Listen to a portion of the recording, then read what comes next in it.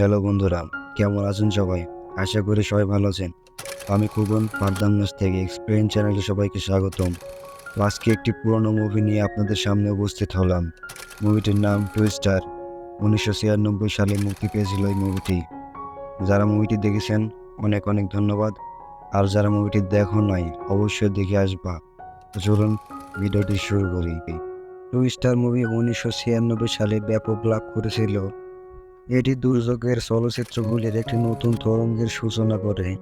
Twister movie কোনো গভীরতা এবং অন্তর্মুখী চলচ্চিত্র নয়। এটি সাধারণভাবে একটি দুর্দান্ত চলচ্চিত্র নয়, কিন্তু আমার ধার্মিকতা এটা মজা।